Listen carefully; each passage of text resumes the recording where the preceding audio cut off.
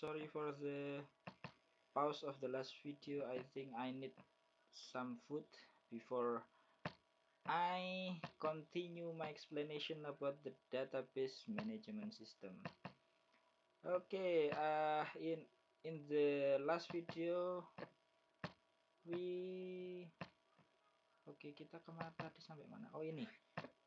Let's start with the example. Jadi kalau tadi kita bahas we have three keywords for our ERD, that is the entity, relationship, and attribute. And now we go to the example of converting the real life, the real condition into entity relationship diagram. Jadi kita tadi sudah berbicara panjang lebar tentang entitas, relasi, dan atribut. Now we are going to try this example to convert the example to the ER diagram. Okay, let's read the example. Database universitas berisi informasi tentang mahasiswa, diidentifikasi oleh NIM dan mata kuliah yang diidentifikasi dengan kode mata kuliah. Mahasiswa dan mata kuliah dihubungkan dengan relasi mengikuti. Jadi mahasiswa mengikuti mata kuliah diikuti oleh mahasiswa. Data mahasiswa yang ingin disimpan adalah NIM, nama, email, dan nomor telepon. Ya. Jadi ini yang mau kita simpan. Buatlah ERD dari kondisi di atas. Oke, kita masuk ke ERD Plus. Kita buat satu we create a new diagram. We call it the example 1, the first example. Let's start with the question. Okay, just practice in your own computer. Database universitas berisi informasi tentang mahasiswa dan mata kuliah. Sampai di sini silahkan please identify the entity. Yes, the entity is mahasiswa and mata kuliah. So we have mahasiswa diidentifikasi oleh NIM. Apa artinya?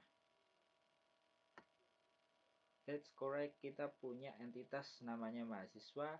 Kita punya atribut namanya NIM, sekaligus NIM-nya sebagai identifier alias kita anggap NIM sebagai key. Dan mata kuliah, diidentifikasi kode mata kuliah. It means that the course code is the key of the entity of mata kuliah, gitu ya. Jadi kita punya dua buah entitas. The entity is mahasiswa, and the next entity is mata kuliah. Okay, mahasiswa and mata kuliah. And then for the mahasiswa we have an attribute as a key, we call it NIM. This is the unique. And mata kuliah we have an attribute called kode makul. And we set the kode makul as unique too. Okay. And then let's see for the next question. Mahasiswa dan mata kuliah dihubungkan dengan relasi mengikuti. Okay. So we have the relationship between mata kuliah and mahasiswa. The relationship is ikut.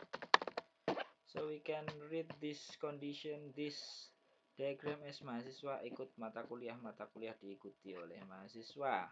Oke. Data mahasiswa yang ingin disimpan adalah NIM, nama, email, dan nomor telepon. NIM sudah, sekarang kita tambahkan atribut lain yang ingin disimpan, yaitu nama. Saya sarankan tambahi belakangnya dengan MHS gitu. Nama, lalu apa lagi? Nama, email, dan nomor telepon. Email atau surel, reguler saja, dan nomor telepon, phone number atau nomor HP sekalian biar konsisten bahasa Indonesia. And then for the mata kuliah, The attribute of mata kuliah is kode, nama makul, dan SKS. Okay, so we have nama makul here, nama, MK, and also we have the last one is SKS. Ya, begini. So this is the answer of this question actually. And also we can add some another condition, like if we want to say that data lain yang ingin disimpan adalah nilai mahasiswa saat mengikuti mata kuliah tertentu. Let's see for this new condition. Data lain yang ingin disimpan adalah nilai mahasiswa saat mengikuti mata kuliah tertentu. Di sini agak tricky kalau kita mau ngetes. Tentu ini akan menjadi atribut. Kita mau menyimpan nilai mahasiswa. Kita mau pakai atribut nilai mahasiswa. The question is, where can we put this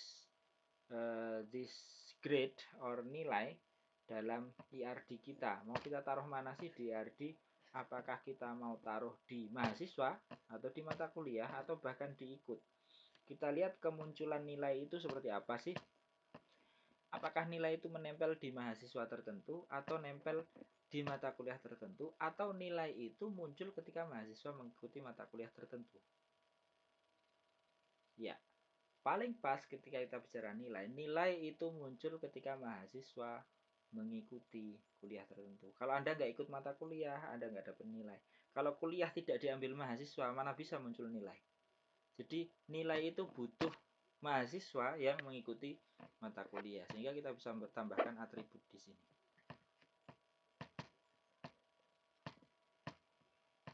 Add attribute.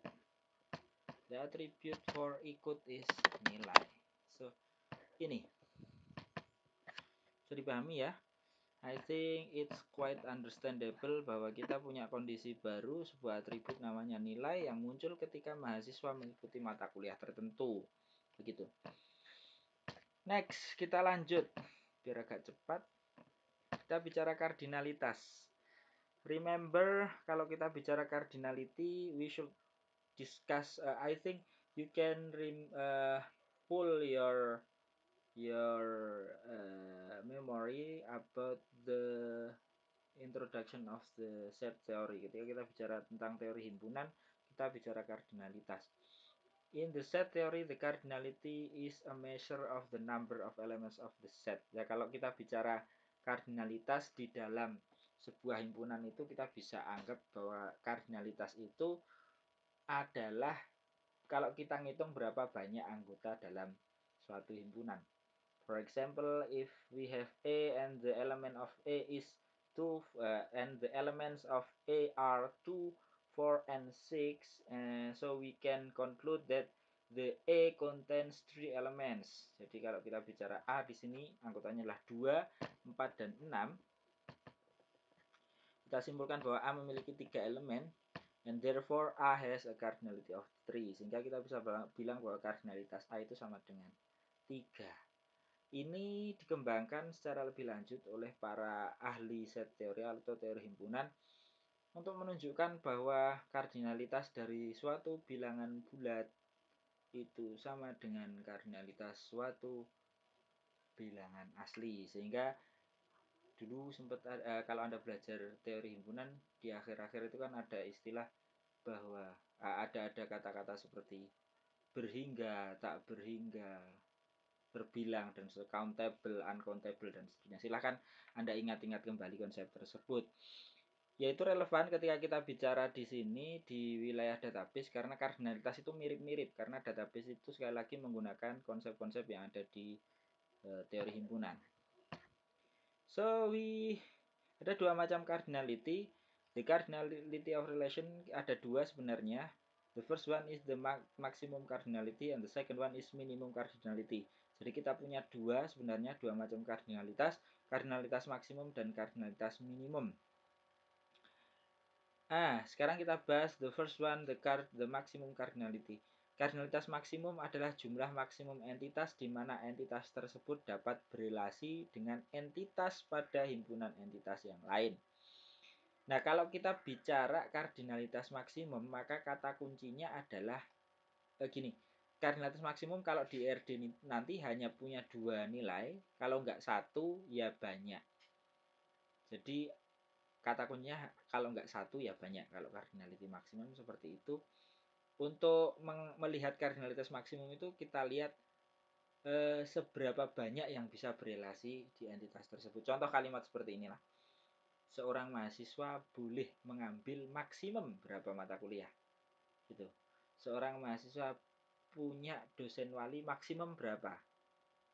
Nah, kalau kita lihat kan, misalkan kita bicara, saya tulis di sini ya.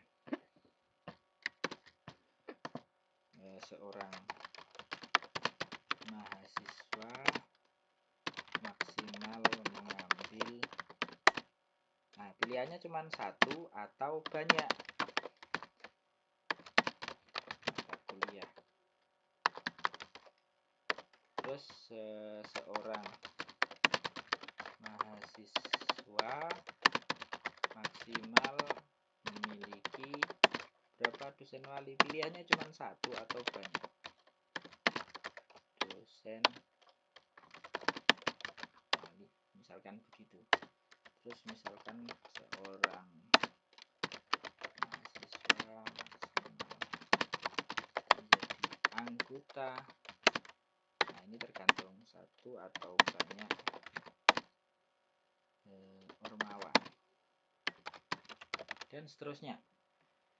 Nah ini bisa Anda lihat, kalau kita bisa milih misalnya tergantung kondisi di lapangan ya, jangan nggak semuanya Anda lihat konteks di lapangan ketika Anda menyusun database Anda, nggak melulu bahwa satu kondisi itu pasti sesuai dengan di daerah di konteks yang lain. Contoh, seorang mahasiswa mengambil maksimal 1 mata kuliah misalkan, berarti yang kita pakai adalah satunya. Seorang mahasiswa kalau di UNES kan seorang mahasiswa maksimal mengambil nggak mungkin cuma hanya ambil 1 mata kuliah. Anda harus lulus sekitar 60-an mata kuliah supaya lulus S1 kan. Di sini berarti yang dipakai adalah banyak mata kuliah. Seorang mahasiswa memiliki maksimal ya biasanya hanya 1 dosen wali. Anda nggak mungkin punya lebih dari 1 dosen wali. Seorang mahasiswa maksimal menjadi anggota, Anda bisa jadi anggota untuk lebih dari 1 ormawa. Jadi kata kuncinya adalah apakah 1 atau banyak. Ya, kondisinya begitu. Itu kardinalitas maksimum. Nah, ada 3 macam kardinalitas yang terjadi antara himpunan entitas A dan himpunan entitas B, yaitu 1 ke 1, 1 ke banyak, dan banyak ke banyak. Nanti saya ambil contoh biar jelas. Ya, kalau seperti ini, seorang mahasiswa maksimal memiliki banyak mata kuliah. Nanti kita lihat contoh aja biar jelas. Ya, ada 3 ya. Nanti silahkan di garis bawahi, Anda catat sendiri. Ada 1 ke 1, 1 ke banyak atau banyak ke 1 sama aja, bolak-balik, dan banyak ke banyak. Ini perlakuannya beda semuanya. One to one ini 1 ke 1, one to many, dan banyak ke banyak. Ini ada yang melambangkan 1 ke 1 itu dengan lambang ini, 1 ke 1, 1 ke banyak itu dengan lambang 1 ke N, dan banyak ke banyak ini dengan lambang N ke M. Ada juga yang pakai N ke N, tapi kan saya lebih cocok N ke M. Kalau N ke N, N2-nya N-nya harus sama-sama. Ya kita N itu kan harus sama dengan N, nggak boleh N tidak sama dengan N kalau di matematik. Kita lanjut. Ya itu garis bawah ya, ada 3 macam. 1 ke 1, 1 ke banyak, dan banyak ke banyak. Saya pause dulu sebentar, saya carikan contoh. Okay, so the example for the one-to-one relationship, untuk contoh relasi 1 ke 1, saya punya contoh ini. A husband has a wife. Nah, kita bicara laki-laki punya istri, hubungan antara suami istri di sini. Ya, ini tergantung konteks, tapi di konteks yang kita bicarakan adalah misalkan kita punya suami itu memiliki maksimum 1 istri dan 1 istri memiliki maksimum 1 suami. Maka pelambangannya dalam entity relationship diagram adalah Anda tambahkan angka 1 dan 1 di sini. Cara bacanya hati-hati. Seorang suami memiliki maksimal 1 istri, ya. Seorang suami memiliki maksimal 1 istri. Dan satu lagi, seorang istri memiliki maksimal 1 suami. Jadi hati-hati ketika Anda menuliskan yang berrelasi ke banyak, berarti relasi ke satu atau ke banyaknya adalah di bagian lawannya nanti menulisnya. Gitu. Next untuk one to many. Satu ke banyak. Saya ada contoh mahasiswa memiliki nomor HP. Kita bisa bilang mahasiswa punya maksimum berapa nomor HP? Banyak. Seorang mahasiswa memiliki maksimum banyak nomor HP. Satu nomor HP dimiliki maksimum satu mahasiswa. Nggak mungkin ada dua nomor HP yang sama dimiliki oleh satu nomor HP yang sama dimiliki oleh dua mahasiswa. Jadi maksimal seorang mahasiswa memiliki banyak nomor HP dan satu nomor HP dimiliki maksimal satu mahasiswa. Begitu cara bacanya. Jadi next, banyak ke banyak. Seorang dosen mengampu maksimum banyak mata kuliah dan sebuah mata kuliah diampu maksimum banyak dosen. Gitu.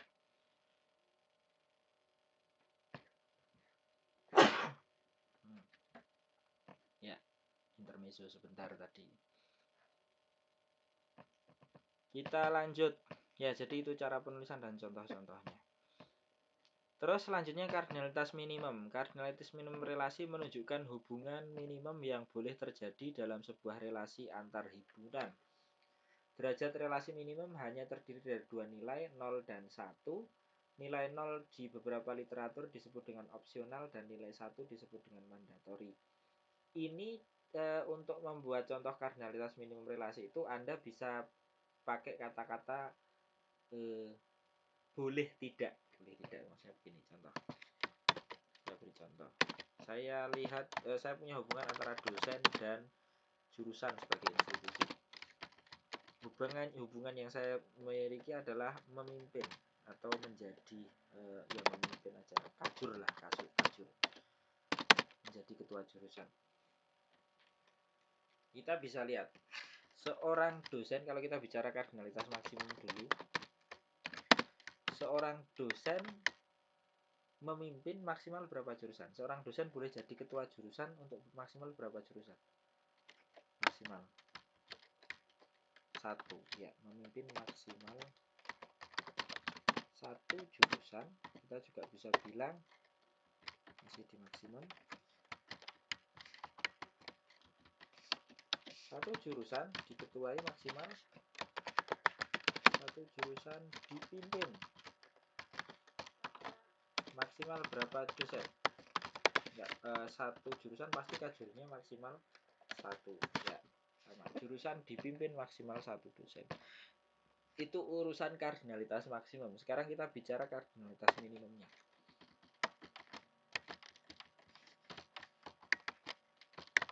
Minimum. Dosen memimpin minimal berapa jurusan? Apakah 1 atau 0? Pilihannya kan nanti kalau kardinalitas minimum nilainya hanya 2. Kalau enggak 0 ya 1. Kalau tadi maksimum, kalau enggak 1 ya banyak. Kalau minimum, kalau enggak 0 ya 1. Dosen memimpin minimal, pertanyaannya kan gini. Dosen bolehkah dosen tidak menjadi kajur? Ini silakan jawab. Bolehkah dosen tidak menjadi kajur? Boleh, karena nggak mungkin juga semua dosen jadi kajur. Boleh, seorang dosen boleh tidak jadi kajur, sehingga dosen memimpin minimal 0 jurusan. Artinya, dosen itu nggak harus jadi kajur. Derajat minimum relasi antara dosen memimpin jurusan itu adalah 0. Begitu. Lantas bagaimana kalau kita bilang untuk sebaliknya? Kardinalitas minimum lagi, tapi sekarang jurusan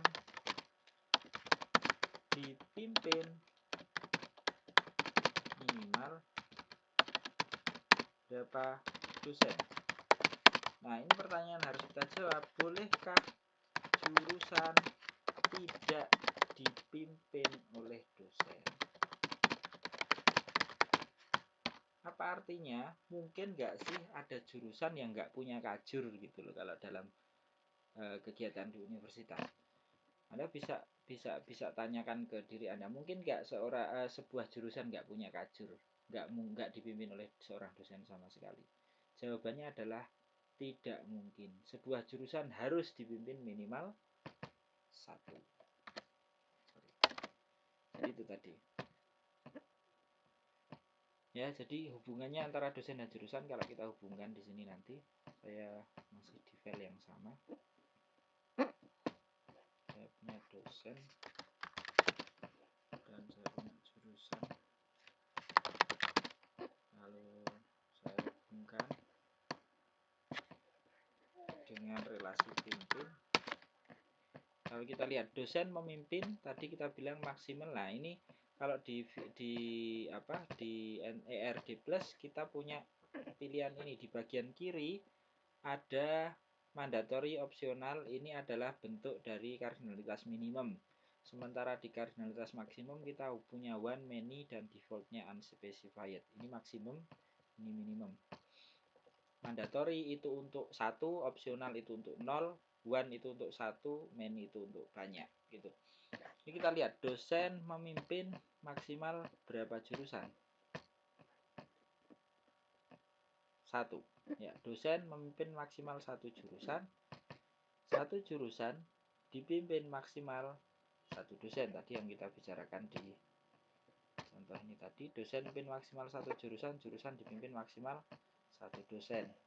Itu cara menulisnya. Sekarang selanjutnya, dosen memimpin minimal 0 jurusan. Dosen memimpin minimal 0 jurusan. Berarti pilihannya mandatory itu 1, opsional itu 0. Kalau 0 berarti kita pilih opsional. Lambangnya seperti ini. Ini artinya minimumnya di bagian dalam, yang maksimum di bagian luar. Lalu jurusan dipimpin minimum oleh 1 dosen. Bentuknya seperti ini. Kita baca, dosen memimpin maksimal 1 jurusan dan dosen boleh tidak jadi ketua jurusan. Ini artinya ada 0 di sini. Lalu bisa kita bilang juga jurusan dipimpin oleh seorang dosen maksimal 1 dosen dan minimal 1 dosen. Artinya sebuah jurusan harus dipimpin tepat 1 orang dosen. Gitu. Ya, cara penulisannya seperti itu di ERD+. Kita akan coba untuk contoh selanjutnya nanti. Oke, begitu saya lanjut. Pelambangan dari nanti ada searching sendiri bagaimana kita melambangkan, menyimbolkan kardinalitas antara dua relasi, baik itu maksimum atau minimum. Cuman yang saya pakai adalah ini karena kita pakai ERD+. Kalau kita mau menghubungkan, menunjukkan kardinalitas dari sebuah relasi, kita bisa pakai cara yang dipakai ERD+. Kayak cakar ayam ini berarti banyak, 1 di bagian dalam itu berarti 1, kalau 1 di bagian luar berarti maksimal 1, dan seterusnya. Ini 0 untuk menunjukkan kardinalitas minimumnya adalah 0 gitu. Ya, kita langsung ke contoh agar lebih jelas. Nah, kita lihat, saya punya 5 buah contoh. Dosen mengampu maksimal 5 mata kuliah. Dosen harus mengampu mata kuliah di tiap semester. Saya buat contoh dulu.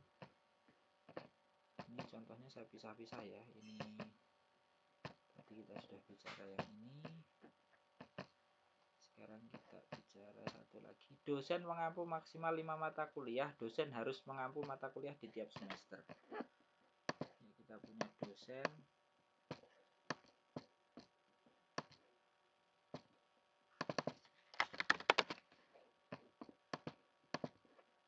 mata kuliah.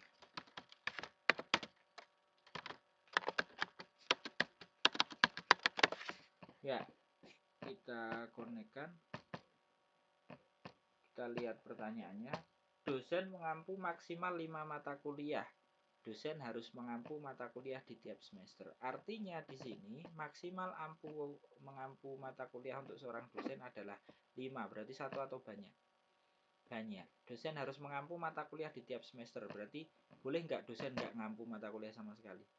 Nggak boleh. Nah, itu bisa kita lihat di RD-nya. Dosen ini ampu. Dosen mengampu mata kuliah. Dosen mengampu maksimal 5 mata kuliah, berarti banyak mata kuliah. Dan dosen mengampu,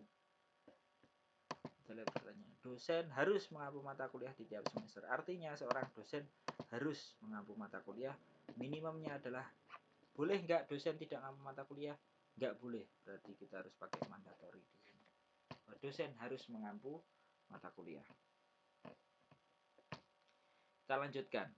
Mahasiswa boleh memiliki lebih dari 1 nomor HP. Sebuah nomor HP hanya boleh dimiliki 1 mahasiswa. Sorry, ini harusnya 1. Tadi sudah ya, kayaknya sentuh di atas. Seorang pasien memiliki 1 orang perawat utama, tidak kurang dan tidak lebih. Nah, di sini kita bicara pasien. Lalu kita punya perawat utama. 1 pasien memiliki, ya punya gitu aja.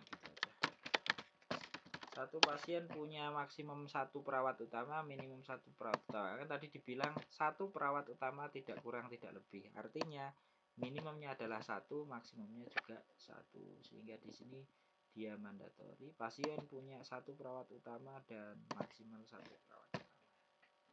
Ya, contohnya seperti ini. Silahkan direnungkan terlebih dahulu, bisa Anda pause videonya terlebih dahulu sampai di sini.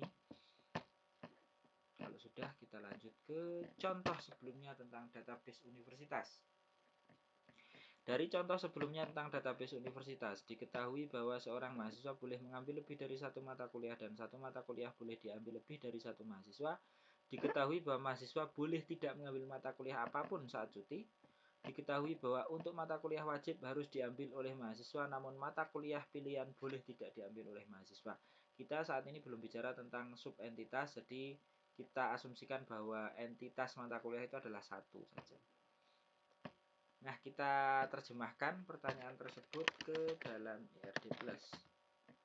Sayangnya IRD+ kalau tampilan jelek ini, kalau dibuat ya harus dilebarkan gini ya.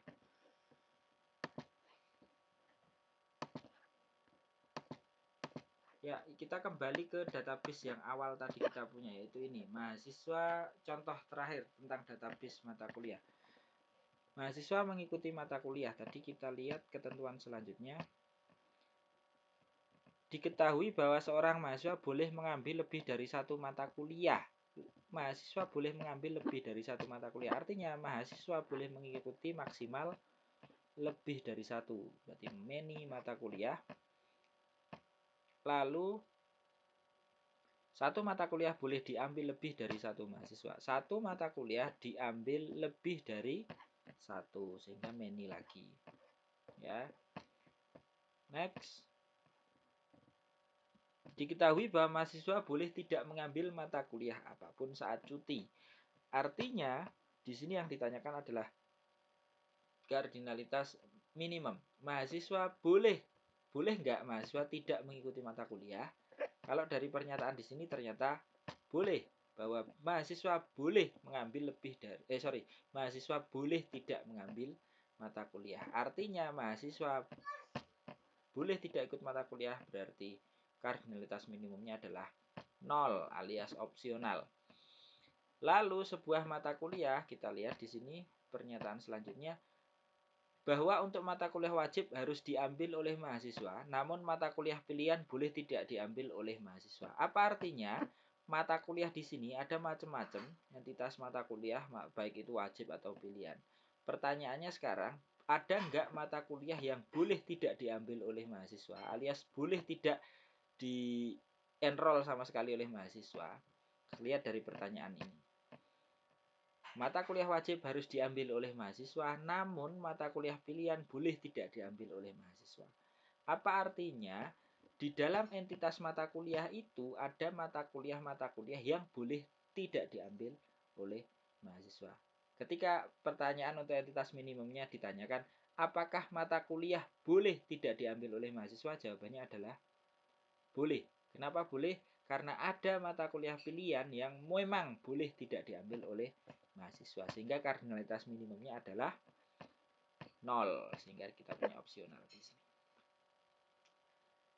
Semoga jelas ya. Kalau kurang paham bisa kita bicarakan di forum diskusi nanti. Memang yang agak berat itu memang di bagian ini, menerjemahkan kardinalitas, menerjemahkan hubungan antar dua entitas itu dalam bentuk ERD. Kalau entitasnya, atributnya biasanya gampang, tapi kalau sudah bicara relasinya biasanya memang agak ya tricky sedikit lah, a little bit tricky. Saya kok dari tadi ngomong pakai bahasa Indonesia terus. Mohon maaf untuk kelas internasional, semoga saya dimaafkan. I think most of the international class is Indonesia are Indonesian students ya. Ya, hanya satu Mirat Daichanov yang pakai bahasa harus, tapi Mirat juga pinter bahasa Indonesia. Jadi at least if I use the bahasa Indonesia in this presentation, in this description, I think all of the international class will understand what I mean. If you cannot understand or you want to discuss further about these topics, please send direct message to me, or you can use the topic the forum in our topic in e-learning. Jadi saya sarankan pakai diskusi di reply saja nanti biar enak gitu ya. So, itu kita sudah menyelesaikan masalah ini. Next, kita diberikan permasalahan tambahan. Tambahkan dua buah entitas, yaitu dosen dan ormawa, dengan ketentuan dosen, we have the attributes for the dosen is nama dosen and email dosen, and ormawa, we have the ID ormawa, nama ormawa, and lokasi sekretariat. I think it should be use K. Yes, oke. Karena biar konsisten bahasa Indonesia sekalian ya. So we should add two entities. The first one is the entity of dosen, and the second one is the entity of ormawa ya. Ormawa, I'm sorry. We have dosen and ormawa. So the first one is dosen, and dosen has some attributes, name, nama dosen, and email dosen. So we have three attributes. The first one is name. I'm sorry. And it should be unique. And the second one is the nama dosen. And the last one is email dosen. And for the ormawa, we have the first attribute is ID ormawa, and it should be unique. And the second one is the nama ormawa, and the last one is nama lokasi sekretariat ya. So we have other two two entities for our AR diagram. I think I should delete for this to make sure that you have no confusion. Okay, so we have the next two entities. The first one is dosen and ormawa, and let's see what is the relationship between those four entities. Diketahui bahwa mahasiswa boleh tidak mengikuti ormawa apapun, namun jika dia ingin, dia boleh mengikuti banyak ormawa. Let's analyze this statement. Seorang mahasiswa boleh tidak mengikuti ormawa apapun. It means ini menunjukkan kardinalitas yang mana? Minimum apa maksimum? Betul, yang minimum. Seorang mahasiswa boleh tidak mengikuti ormawa apapun. It means that we have the minimum cardinality of the student and the ormawa is null, ya. Jadi kardinalitas minimumnya adalah 0. Tapi kalau dia ingin, dia boleh mengikuti banyak ormawa. What is the meaning of this statement? Yes, this is for the maximum cardinality between student and ormawa. Kita bilang bahwa seorang student boleh mengikuti banyak ormawa. Artinya kardinalitas minimumnya adalah banyak. Maksimumnya. Kardinalitas maksimumnya adalah banyak. Saya tambahkan untuk ormawa ke mahasiswanya. Sebuah ormawa harus memiliki anggota dan sebuah ormawa bisa memiliki banyak. So we can see this is the statement for the minimum cardinality between the students and the ormawa. The ormawa should have a member, at least one member. Sehingga kita lihat harus memiliki anggota. Kita bisa interpretasikan ini atau tafsirkan ini sebagai satu minimum cardinality bahwa sebuah ormawa harus memiliki anggota dan sebuah ormawa bisa memiliki banyak anggota. We have the maximum cardinality here that an ormawa can have maximum many members. Oke. Jadi bisa kita terjemahkan biar lebih cepat dari atas tadi. Seorang mahasiswa boleh tidak mengikuti ormawa. So we have the minimum cardinality between the mahasiswa and ormawa. Jadi gini aja biar ini tak geser. Iya. So we have the ormawa here. Connect between mahasiswa and ormawa. Just make it tidy and clear so you can read it. Ya, biar bisa terbaca. Mahasiswa dan ormawa relasinya adalah tadi anggota ya, anggota.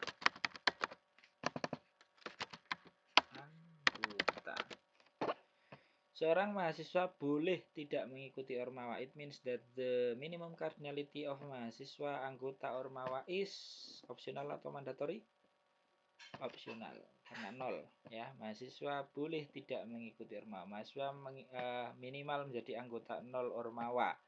Dan dan kita lihat maksimum kardinalnya kalau mahasiswa mau, jika mahasiswa ingin, dia boleh mengikuti banyak ormawa. It means that we have the maximum cardinality of mahasiswa and anggota is many. That's right. So we have the mahasiswa can be a member of many ormawa. Ya. Next kita bicara untuk yang satunya. Sebuah ormawa harus memiliki anggota dan sebuah ormawa bisa memiliki banyak anggota. Ormawa memiliki minimum 1 karena dia harus punya anggota, minimum 1 anggota mahasiswa, dan sebuah ormawa bisa memiliki banyak anggota. Jadi kardinalitas maksimumnya adalah many to many and the minimum cardinality is 0 to 1 or 1 to 0 tergantung Anda bacanya dari kiri atau dari kanan gitu. Oke, untuk mahasiswa dan ormawa selesai. Sekarang kita lihat untuk dosen. Kita lihat ada ketentuan. Diketahui bahwa seorang mahasiswa saat dia masuk semester pertama harus memiliki seorang dosen wali, tidak boleh lebih. Sementara dosen yang masih berstatus CPNS tidak memiliki mahasiswa perwalian. So, ada satu lagi ketentuan mungkin yang perlu kita tambahkan. Seorang dosen boleh memiliki lebih dari 1 mahasiswa wali. Nah, kita lihat koneksi antara dosen dan mahasiswa.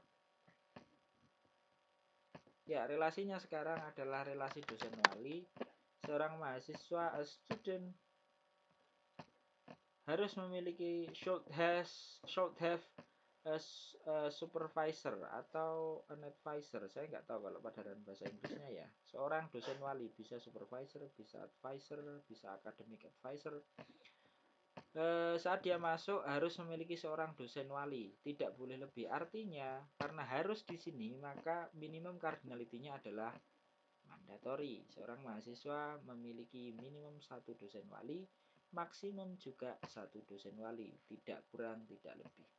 Seorang dosen wali, kita lihat seorang dosen yang masih berstatus CPNS tidak memiliki mahasiswa perwalian. It means that we have the docent in this condition that can have no supervisi student. Jadi kita bisa memiliki seorang dosen yang sama sekali tidak memiliki mahasiswa perwalian, yaitu dosen CPNS, karena dia memang tidak boleh punya mahasiswa perwalian misalkan.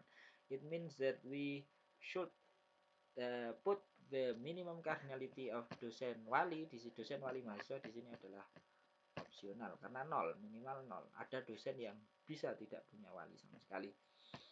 Lalu dosen maksimum memiliki berapa perwalian? Kita lihat seorang dosen boleh memiliki lebih dari satu mahasiswa perwalian. Nah, sehingga di sini maksimum cardinality-nya adalah many. Ya. So this is the result of our discussion today about the cardinality of entity and relationship diagram. Jadi mulai dari tadi kita bahas dari contoh dari tadi kita bahas apa itu entitas, relasi, atribut, key. Lalu selanjutnya kita lanjutkan ke 3 macam kardinalitas, yaitu ada one to one to many, dan many to many. Lalu dilanjutkan dengan minimum cardinality yang hanya ada 2 nilai, kalau nggak 0 ya. 1, 0 itu artinya opsional, 1 itu artinya mandatory. 0 itu berarti harus boleh tidak berelasi, kalau 1 itu harus berelasi. Ya, sampai di sini dulu mungkin terkait dengan materi. Setelah ini silahkan Anda masuk ke forum diskusi. Kalau ada pertanyaan silahkan tanyakan di forum diskusi, akan saya jawab. Tapi perlu Anda ingat, saya menyediakan waktu-waktu tertentu yang akan saya informasikan ke Anda kapan saya akan menjawab diskusinya. Jadi saya nggak melulu mantengin HP juga. Memangnya kerjaannya kurang kuliah HP tok kan juga enggak. Jadi ada waktu-waktu tertentu di mana saya membuka forum diskusi di Elena dan akan saya komentari di sana. Kalau ada pertanyaan silahkan sampaikan di situ. Dan nggak melulu saya harus menjawab diskusi di Elena. Anda, mahasiswa lain, kalau Anda merasa paham, silahkan jawab. Dan kalau perlu pun bisa kita luruskan kalau ada sesuatu yang misunderstanding di sana. Apalagi ya? Itu terus karena untuk urusan perkuliahan online di UNES itu didefinisikan dalam 4 hal. The first one is baca materi atau nonton materi yang diberikan dari dosen. The second one is you should attend the forum discussion. So you should contribute in the discussion. Saya mensyaratkan memang Anda harus mengikuti forum diskusi, minimal 1 reply atau Anda membuat topik diskusi baru. Jadi sifatnya harus ikut. Kalau enggak, Anda enggak bisa completion untuk activity di Elena. Ketiga adalah tentang quiz. Jadi nanti silakan sediakan 10 menit untuk mengerjakan quiz. Dimulai 10 menitnya ketika Anda klik start attempt ya. Hanya 1 kali, tidak bisa ngulang. The last one is, yang terakhir adalah assignment yang dikumpulkan next week. Dan karena ada praktikum juga, maka assignmentnya ada 2 nanti. Assignment untuk teori dan laporan praktikum. Silahkan cek Elina nanti. Terima kasih atas atensinya. Semoga COVID-19 ini segera selesai, berakhir, sehingga kita bisa beraktivitas normal. Ingat, jaga kesehatan, jaga imunitas, jaga kondisi tubuh, minum vitamin C, jangan lupa minum air putih, dan stay do the social distance, alias kita menjaga jarak dengan siapapun orang, batasi relasi fisik dengan orang lain, bukan dalam rangka apa-apa, tapi dalam rangka kita menjalankan protokol dari pemerintah supaya semuanya segera berakhir. Epidemi ini biar segera berakhir dan selesai. Terima kasih untuk atensinya. Kita ketemu lagi di video saya selanjutnya terkait mata kuliah database. Jangan lupa like, subscribe, komen, dan seterusnya biar channel saya ada followernya. Terima kasih.